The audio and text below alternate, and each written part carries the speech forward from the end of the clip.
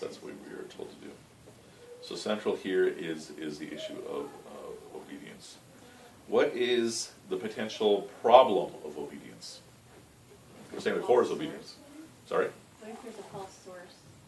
So one issue is going to be, is your material authentic that you're obeying, right? This gets into the point of tradition. Why do we do it this way? Because that's what we're supposed to do, right? But then you might be adding things that are actually not part of it.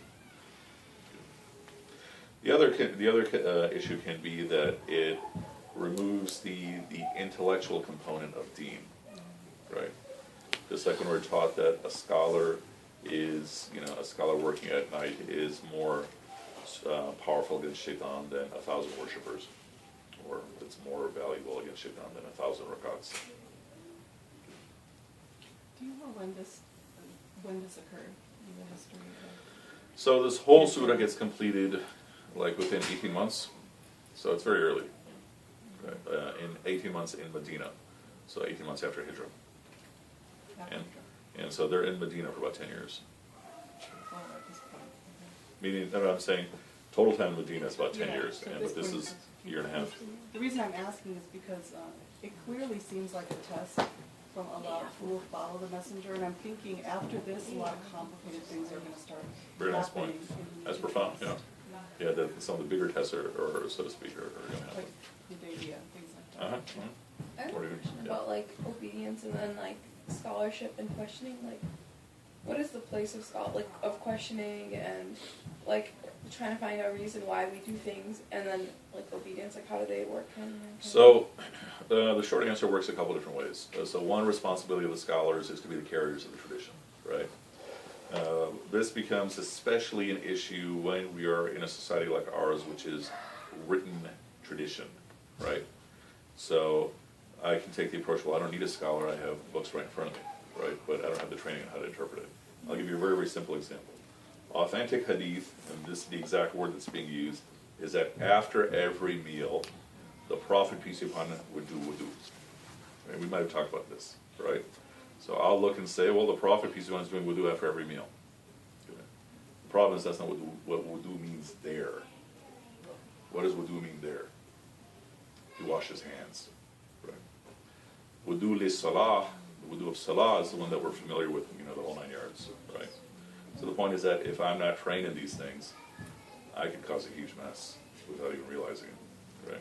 Yeah, imagine that. Imagine that if I started to try to do wudu after every prayer, right? Okay. We're not even talking about before. We're saying after every meal, after every meal. Yeah.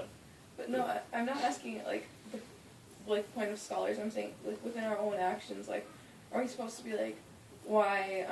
Are we supposed to like think deeply about why we do things, or are we supposed to just accept them at face value? I think that comes down to a person's own temperament, that some people, they can do ibadah without questioning.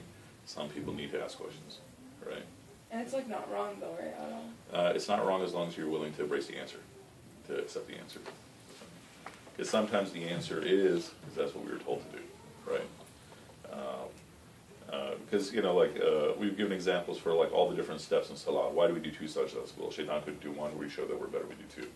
Makes sense, sounds really cool, but that's not the reason, right? The reason is because Allah Ta'ala told us to.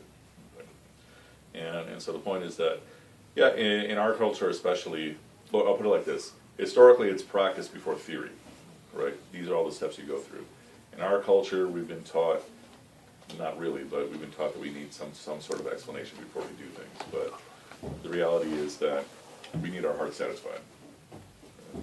So I'm saying as long as you're willing to accept the answer, then you can embrace the responsibility of asking questions.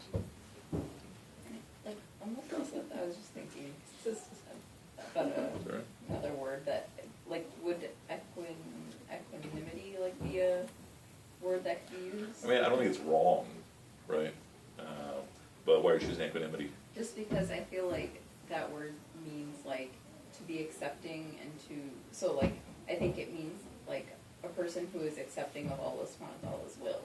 So, I think that's not how I understood the meaning of equanimity, but if that's how you understand No, it. I'm just saying it's like a person who is kind of chill, like very, I know that sounds weird, but I think, like, compared to the previous ayahs where the Jews and the Christians are, like, disputing and trying to, like, always fight. Interesting.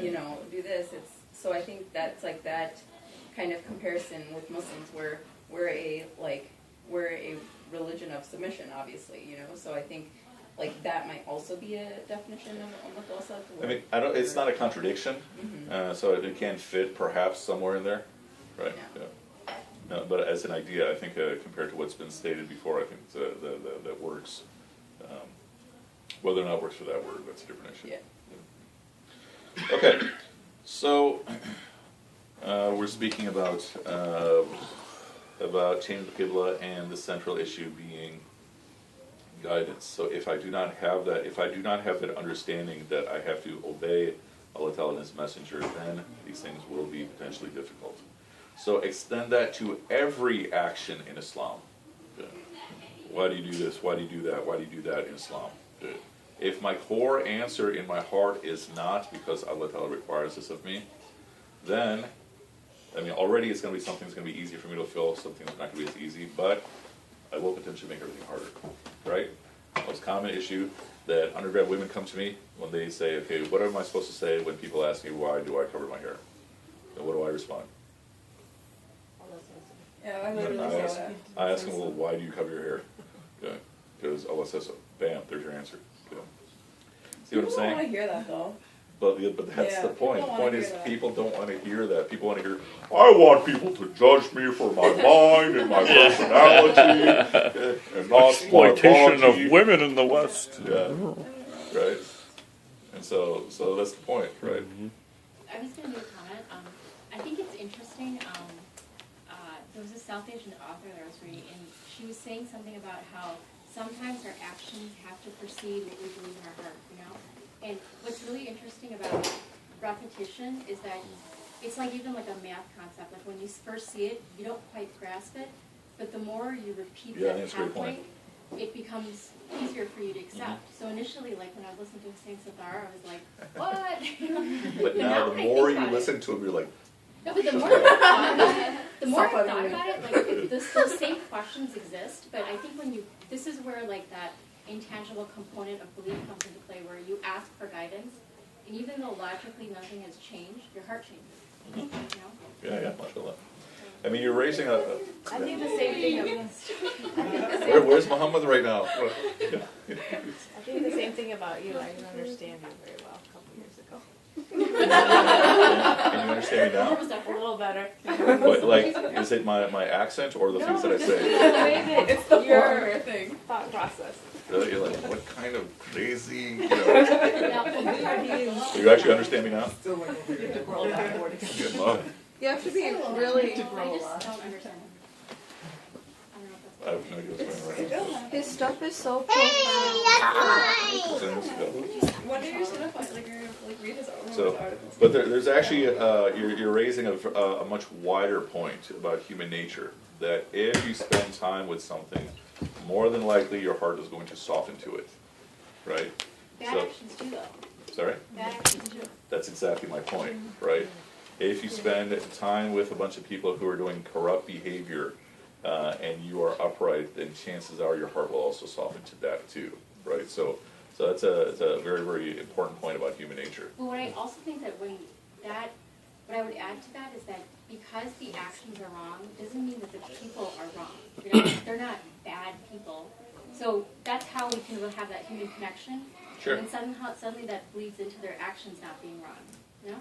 That makes Yeah, sense? that's right, yeah. I mean, to put it in perspective, so I'm coming straight from a film festival, right? And part of the reason why we're having this class is, okay, I'm not even going home first. I have to make sure that I'm doing some other work of deen outside of my prayers and everything, right? Because when you see people who are involved in the film world, you see all kinds of strange behaviors. You know. So yeah, but that's the point. The point is that even if you are putting yourself in the company of such and such people, that is something to always be on guard about, whether they are people who are upright or people who are in the other direction. Well, that's pretty cool. Just in case you come to enforce that. You got me covered. Yeah. Someone's right by the sword. Yeah. Shia. Yeah, anyway. Yeah. So the relevance here is we're saying, trying to bring the conversation back to yeah. The point being that it says this is difficult for except for those whom Allah Ta'ala has guided. That if I'm doing an obligation to Allah Ta'ala for other secondary reasons, that's all great, right? I'm making my prayers because it gives me discipline in my day. I'm making my prayers because it gives me balance and concentration.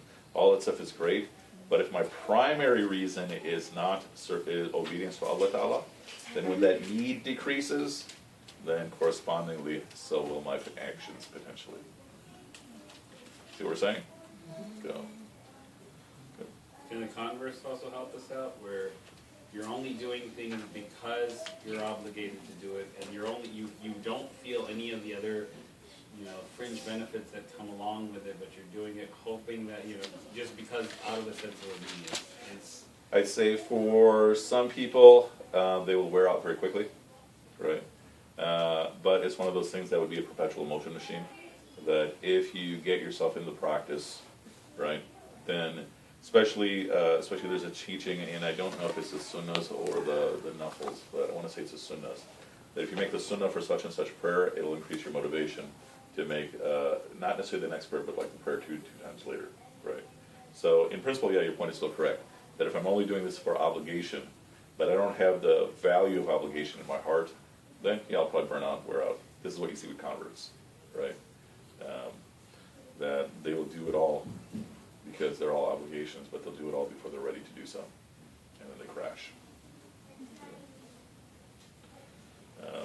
This especially to really build your point, like especially in the case of Salah, and then Ramadan's coming up, inshallah, the point being that if I'm doing it purely to check it off, then I'm probably going to do it in a hurry, right? With our jet set lifestyles. And if I can shut off my day for those 5-10 minutes and go through the whole process, then it becomes much more sweet to the heart, something you desire. Talking about Salah, did anybody sign on to meaningful prayer? I did, but it's going to expire for like 2 weeks. In 2 weeks, yeah. I still haven't watched any of the videos yet. Yeah. Very good. I think it's fantastic. May 14th? Yeah. Yeah, I'm so tempted to rip the videos, but what they said, we're only keeping the videos limitedly available, and I can't do that shit up the announcer. We taught at our school a version of it. A version of it? Yeah, like one of his students, like, apparently. Who was it? Do you remember? I know, like, Salman Abuji. Oh, so he probably, did he, okay. He was authorized or whatever to teach it. It was Yeah, he cool. was. Yeah, that's something. And it was free. Yeah, it was really long, and we got like packets and all these things. Oh, okay, good. Yeah. That's like super buttercup points. It was we took an event, and it was like 4 or 5 hours long, and then now we have classes. So now here is another hugely important passage. I mean, we're obviously all are, but وَمَا كَانَ اللَّهُ لِيُضِيعَ إِيمَانَكُمْ. Allah will never cause you to lose your faith. And something we take as common sense, but what does this mean? If I am losing my faith, it is of my will. And I've given you that example 100 million times, that 100% of all the converts to atheism that I've met from any religion, the issue is never logic. Right? The issue was always some sort of form of broken heart. Right? Relative died and I can't cope. Resent over how my parents treated me, something like that. 100% of the time, this goes back now more than 10 years of these conversations. Inna Allah bin nas la ra'ufur rahim. Allah Ta'ala, in contrast with humanity, is ra'uf, kind, and He is the one who gives eternal rahmah. So what are we saying here? That what else can we extrapolate from here? That when Allah Ta'ala is putting an obligation upon me, okay, we've already said that this is a benefit for me. Sometimes it might be hard, right?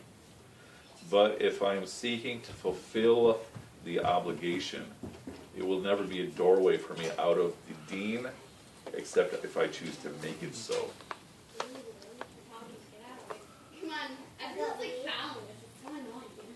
And then the purpose of the obligations is to give me ease and rahmah in my life. Right. Or a fundamental purpose, I can't say the purpose. Can you repeat that first part? That if Allah Ta'ala is giving me something to do, it's not going to be a pathway for me out of Islam unless I choose to make it so. How do you, I feel like people don't really, do they ever choose that, or they just kind of fall into it because of whatever trauma? Well, a lot of people blame Islam or blame you know, such and such Islamic practices, quote unquote Islamic practices, but usually the blame is not correctly placed. Right. Usually the blame should actually go on the person who's teaching them or on the person who's traumatized them or such. Right. Sometimes you're hit with trauma that is beyond any person's control, like a car accident. Right. Sometimes a car accident, you know, you wish things didn't play out this way, but that's how Allah will for them to play out. Right. And then they like blame God or whoever for that. Yeah. So how is there, what's a way that one can protect ourselves from that? I feel like even then, you may blame somebody, but I don't know, I just feel like if your deen is strong enough, then would you go in that direction? Or it feels like it would be really easy to go that way. It's an easy out, but... Well, I mean, if we go back to the whole test idea, right? That at times you're going to be hit with something that's going to test your iman, right? Sometimes it's a test of obedience. Do I do this or do I not? But, you know, I'm so tempted not to do this because of other things, right? Sometimes in life you're going to be hit with something that's going to challenge your iman, right? And in those moments you have to sort of like retreat and maybe even regroup and understand that, okay, what Allah Ta'ala is giving you versus what might be peripheral issues, right? I mean, the core issues of Islam is a very, very tiny list of things. But again, a problem that you find with a lot of converts, especially, or a lot of newly practicing Muslim, meaning people who are raised as Muslim but then they become newly practicing, is that they'll read through everything and they've overloaded themselves with knowledge that actually becomes a hindrance rather than a benefit. Right? And I have one student who, we're studying like, you know, the first two rukus of Al-Baqarah, and he goes, well, is this muraqabah? Like, why do you even know what muraqabah is? Right? Because he's read through all these books and he's learned all these things, and it's kind of like a layperson going through the physician's desk reference, and yeah, here's what you need to do, right? Yeah, it's like me going around saying, yeah, well, these are your symptoms here. This is what the book says. Here's what you need to do, and it becomes poison. But didn't you also say in terms of like trauma, like that Allah subhanahu wa ta'ala gives us a coping mechanism in the way of like predestiny or destiny? So that's what it's there for, but I still may not take it that way, right? It's almost inevitable that if you have a loved one who's died, that you will think, if only I did this, if only I did this, right? It's hard not to do that, right? And so I'm saying that's natural, right? But part of the point of understanding this idea of qadar is Allah Ta'ala will take things away from me that are precious to me. And I have to understand that that was His will. I feel like, sorry, Yeah. just on the line of... But what time is Maghrib? Okay, go for it. Okay. No, I was just gonna say, like, in terms of the other idea, I just feel like if you're not solid, you know, in that concept of the other, the destiny could mess you up even further. Oh yeah. Like big time. Yeah, and that goes back to focusing on the concrete. I mean, 5-year-olds ask me this question, right? I might have mentioned that last class that last week, you know, I was in this Quran class where it's a bunch of families, and a 5-year-old asked, you know, if Allah Ta'ala knows everything I'm going to do, then, you know, everything else. And then, you know, how do I have any choice to do anything? You know, 5-year-old asks this question, 11-year-old asks this question. That is the biggest theological question. And the starting point is that if all you know is that you have choice, that's all you need to know, right? But if you want to go until further, then yeah, there's answers for all those things. But what happens too often is people start with Allah Ta'ala knowing all. Therefore, by definition, I don't have any free will, right? Like the example I gave of the student who's in the middle of med school and he's learning some neurology, and so in neurology they're saying that, okay, Technically, it's possible that nothing that you're seeing is actually happening. This is all the synapses firing in your brain, right? And so when I asked him, because already based on that, he's saying, I don't know if there's God, because this is what I've been taught, but I don't know if that's true. And then I asked him, can you confirm for me that you're sitting here? And he couldn't do that, right? And so the point is that when you start with the theoretical regarding the unseen, you're more than likely going to mess yourself up. You have to start with the concrete, right? Are you sitting here in front of me? Yes. Right. And then use the concrete as your lens to understand the theoretical. Does that make sense? Or Yeah. I'm going to keep coming back to you to see if anything I'm saying is making sense. We're doing about the concrete. Oh dear. Yeah. Then there's also the really cool point that makes everyone get really happy that this is the ayah saying we're the middle nation, and then this is the middle ayah of Al-Baqarah. Dun, dun, dun. Yeah. Wow. That's cool. Okay, continuing. قَدْ نَرَى تَقَلُّبَ. Interesting. Okay. So we have seen the turning of your face. وَجْهِكَ فِي السَّمَاءِ, to the sky. Understand also for the Prophet, peace be upon him, that as he is growing up, the Kaaba is very, very special to him. Okay. Mecca being his homeland, just like our homelands are often very, very special to us, Mecca is very special to him. Likewise, the Kaaba is very special to him. And we understand that he even had this yearning that even in terms of the Salah, he hoped to face the Kaaba. فَلَنُوَلِّيَنَّكَ قِبْلَةً تَرْضَاهَا. I was saying the Arabic is interesting because what's the word for heart in Arabic? And what does that actually mean? The thing that flips, right? Good. And so Qibla is rearranging the letters. Good. So Allah Ta'ala is even telling him that we are turning you to the Qibla with which you will be pleased. So then, فَوَلِّ وَجْهَكَ شَطْرَ الْمَسْجِدِ الْحَرَامِ. So turn facing the what is Masjid al-Haram, and at that time this is speaking of the Kaaba. And wherever you are, turn towards it.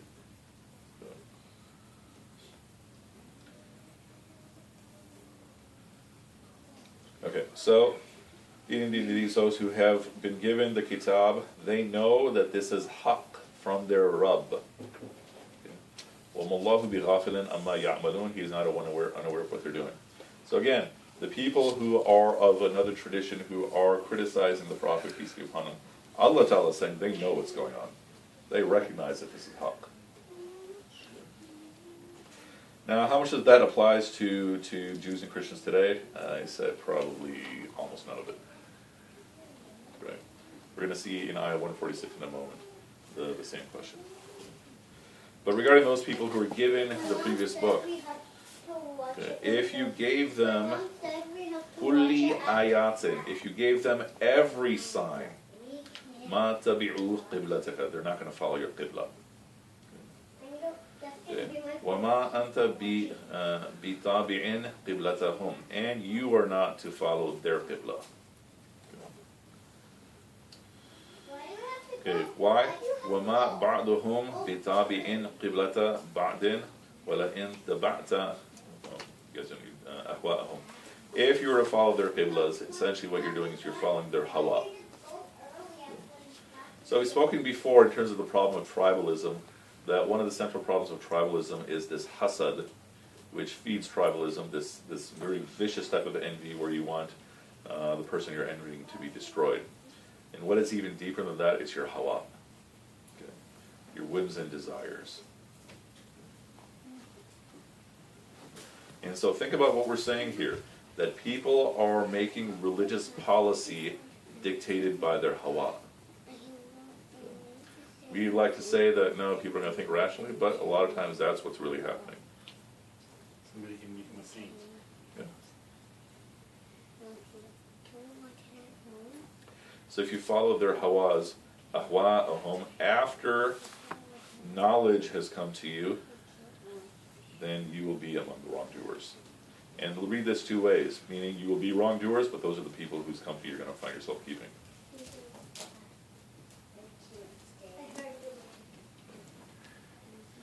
So a few more ayahs, and then we'll stop for today, inshallah. And then this ayah 146 really sums up the people at the time of the Prophet, peace be upon him.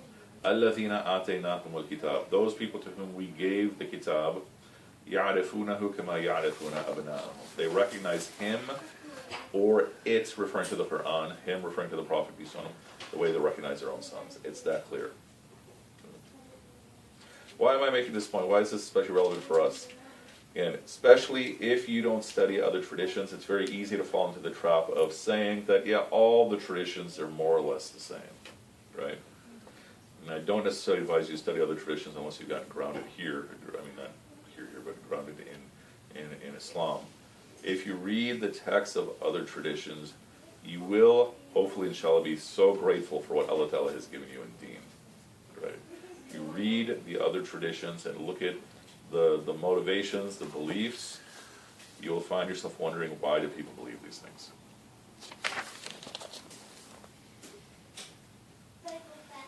But the vast majority of people in our society have not actually been taught the text of their tradition, right?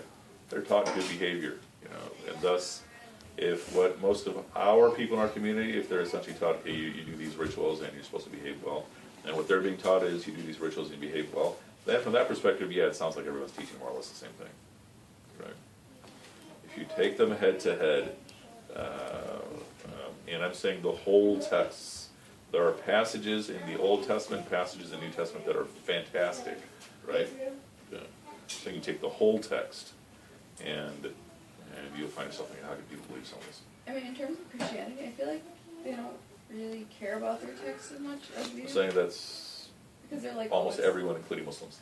Yeah. No, I'm saying like because for them they're like one of my professors. Yeah, central is Jesus. Yeah. Yeah. So like, is that even a good comparison? Like. Well, I'm saying that what would be their evidence that Jesus even exists? It would be their book, right? And if you look at the teachings of Jesus in the Bible, it's very, very few. You can probably write them all in like 3 pages, right? Most of the New Testament, most of the Gospels is interpretation of that, or the formation of the community, so forth and so on. But still, the point being that, all right, whatever your source material is, if you take that whole package and you look at every tradition, you will find yourself, inshallah, being very thankful for what you have, and find yourself thinking, how do people really believe this, right? And that's because it was written by a person. Yeah. I mean, but what I'm saying is that it would make more sense that people would either choose between Islam and atheism, right? Meaning, take the U.S. Constitution. The U.S. Constitution makes far more sense than taken as a whole than these sacred texts for many of these traditions. Right? See what I'm saying? I'm saying that we can make the argument that it's because it's written by a human, but there's other books or texts written by humans that make sense, right? I was going to say, just going along the lines of, things being ritualistic, I remember I was going to DuPage Pads, had this little luncheon, and they had everybody talking about their different religions, the different groups that were participating in DuPage Pads. And so me and a couple others went, and I basically give the regular presentation of Islam. You're the Islam person? Yeah, like the faith and pillars and basic Islam beliefs. And they asked their questions and whatnot, and then there was some Nigerian Christians there, and another faith I didn't quite understand. But it was just interesting because I left there feeling so thankful to be Muslim. Oh yeah. Because I was like, this one group, to show like the depth and to show the harmony in their religion, they were singing a song about love, and it was just all about love. And actually, I don't want to tell you what it reminded me of, but it was basically. I don't know. Well, you watched Avatar: The Airbender? Yeah. Okay, so the cave people, and they're like love, love, love. Okay, that's what they were. That's what they're saying. Okay, don't tell us what religion this was, but yeah, keep going. No, I don't even remember the name of it. it was like a combination, It might not be. Baha'i, but like same idea. Might be And, Avatar religion, you know. but then, then the Nigerian, Christian woman, just talked about service, and, which was great. But I felt like Islam gave us so much depth. Like, I just felt like there was so much that filled a void with Islam instead of just love and service. It seems like when other faiths describe, like interfaith, this and that, they talk about their traditions and their rituals, or like, almost like things that we do. These are things that we do. They don't go into like history and faith and justifications, reason, this and that. Yeah, like over the weekend That's- we went to, over the weekend we went to someone who, they weren't Muslim, they were Hindu, and just even looking at their way of life, not that there was anything wrong, just made me happy that I was Muslim. Like, Yeah, there are just a lot of reasons that would. Here's where it gets interesting. Somewhere in Chicago, in some living room, there's a Bible study. They're saying exactly the same thing about Islam, right? But I think one thing that's different about LeBron, Meaning from their perspective, how can they not believe, right? You know. but I think one thing, what? She's the right person. But I think one thing that's different What'd about you say? LeBron is that Jesus died for our sins. But I think one thing that's different about LeBron is that we're always asked to think, to contemplate, to like, and that's how we're like, our heart is our heart, and that's like, where Allah subhanahu wa ta'ala guides us. But like, we have to put in the effort of thinking. Like, I think that's what makes it so different from all of these other religions. Like our brain is a huge part of our religion. So I don't think that that's line. yeah. Our brain is a huge part of our religion. Yeah. It is though, you can't, it's not, you don't like let the signs of Allah subhanahu wa ta'ala enter your heart, you're supposed to like think about them, So I think that's a really awesome point of our religion. So finishing up, al-haqqu min rabbika. So the haqq is from your Rabb, your nourisher. فَلَا تَكُونَنَّ مِنَ الْمُمْتَرِينَ. And do not be, or فَلَا تَكُونَنَّ. Oh, never detected the emphasis here.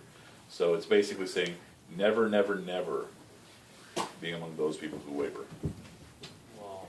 Where is it? 140? Okay, so does 147. that mean it's that haram to doubt, or that this is talking about a specific kind of doubt? Like Yeah, this full is faith? this is basically. The doubt aspect in theory would have been addressed way back in Ayah 23, right? And if I have not done that, then it would be fair to assume that I still have doubt going through this, right? If I haven't done the exercise of finding this, then if I haven't really done that, then my doubt is going to persist. And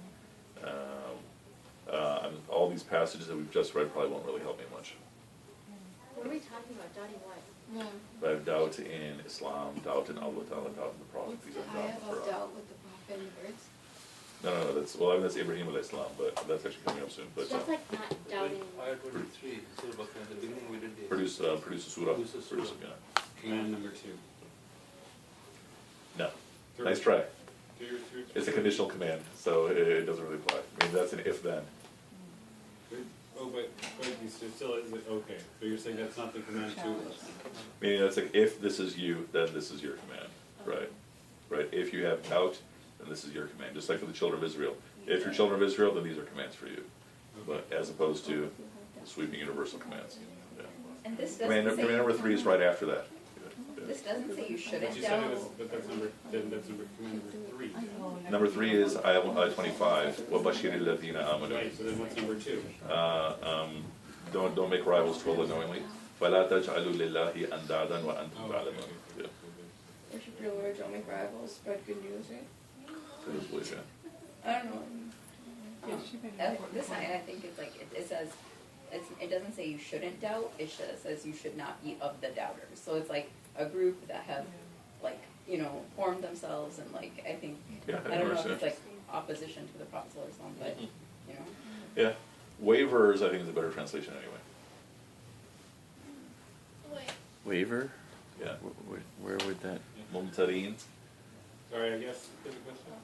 Yes, sir. Just because you know you question the Quran doesn't necessarily mean you doubt the Quran. Are you asking me or are you suggesting it?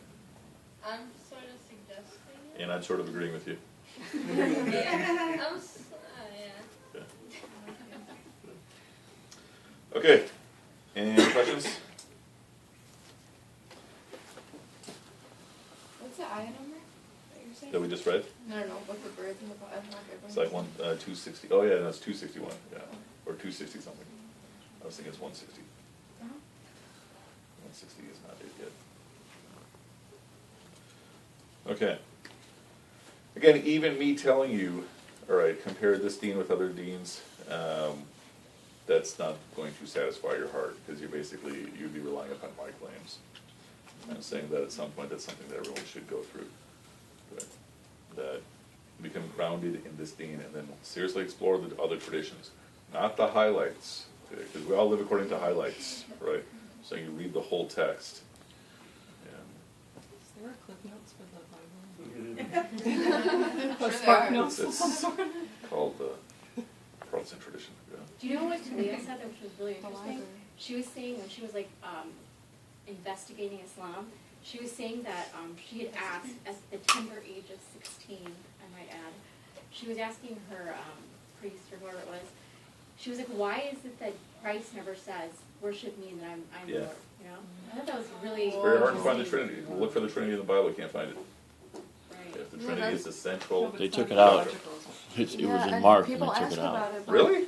It was in the King James version. In 1952, they have the revised, and they took that one out. It was in the margins when they composed it. Of in me is the how does it go? God saying, "In me is the Son and the Holy Holy Spirit." And it was written in the margins when they composed the King James version in 1605, and it stayed for whatever 400 years. 1952, they had it revised, and they clearly had to admit this was inserted, so they took it out. Really? Yeah. Wow. So it was in the Bible for like 400 years. Wow. So, what you're Or saying it was 300 like years. almost like a note. Yeah. It was a translator who wrote it in the margins as a cool note, and they included it. But I mean, I want to say it in Mark. And but even then, I mean, but Trinity itself is Council of Nicaea, right? yeah. Right. So saying that even though it's in the not in, I'm sorry. Nice. So the Council of Nicaea. So there's always these councils that take place where all the leaders of the Catholic Church have to get together. I mean, it's called by the Pope, and they have to address some big issues. And so this one, I think it was actually called on by Constantine, who was the emperor of the Eastern Roman Empire, who had recently become Christian. And so it's in this council, this meeting. So there isn't a convention. No, there isn't a convention. Not good. Not good. Like I'm juggling people, but and so there they conclude that the Father and the Son are one eternally, right? And so that's essentially look at where the Trinity gets established as church doctrine. So that's about 322 the year. What is the other group that breaks off into it that doesn't believe in the Trinity? I mean, there's a number of them. So there's Monophysite and Diophysite. You know, that's a contemporary term. And Monophysite is basically saying mono, meaning so monophys. So Jesus is simultaneously God and man. Diophysite is essentially he's man and becomes God. But there was a no, but there's a group like when that council happened, like that's when they. Oh, we were talking about the Nestorians. So Oh, like that's- yeah. the monks and the story of the prophet are part of that. People who are considered to be heretics by mainstream Christianity. Yeah, because I asked, like, there's like a professor in theology at our school or whatever, and she's like a hardcore Catholic. I was asking her about the Unitarians, and she didn't consider them Christian. Well, there's two types of Unitarians. One type, I don't know if they even exist much anymore, which is basically saying we don't believe in Trinity. But the other type is Unitarian Universalist, which is literally believe whatever you want, follow whatever book you want, and just come and we'll all have fellowship together, right? So you can read the Quran and you're part of us. That's just like a club. I don't understand. My teacher's assistant is that. Unitarian Universalist? So yeah, they're often put under the umbrella of Christianity, but they follow no core doctrine. Yeah. Essentially what they've done is so if you think of the Protestants removing all the stuff of Catholicism, the Unitarians are removing everything else. It's like, yeah. So that's where the song. No, this is like, they have their own, like, you know, Swami, God guy, or whatever. Like, they have like a head, I forgot what they called him, like a head, you know, guy who basically tells everybody what to do. And It's in Chicago? Chicago, like, right here in the suburbs, DuPage. DuPage Path, right here. Yeah. Your opinion of DuPage County is a little bit different than mine. Well, yeah, but. Terms of normalcy, sorry, yeah. Yeah, no, I mean, it was Good very interesting, and they believe in adopting, you know, everybody's, very kind of Baha'i-ish, where they kind of believe in every, religion, but they follow the teachings of this one guy. It's not that guy, Bhagwan Sri Rajneesh. No, That's that's it. It's him! Yep. They're still around! Yep. Rajneeshans That's are them. still Wow. He's like, I know how to Baha'i something. Yeah. That's it. Wait, I what? didn't know they were still around. He thought he was God when he died, and He's like based in But Oregon, then or, they I mean, have, he's like, like Oregon. yeah, but then they have like their They call him local. Bhagwan Rajneesh. That's actually That's what what he it was. was. He was actually God. Yeah. And he Bhagwan, actually, yeah. and he had with his Rolls Royces and his estate and his, you know, and the whole, and he used to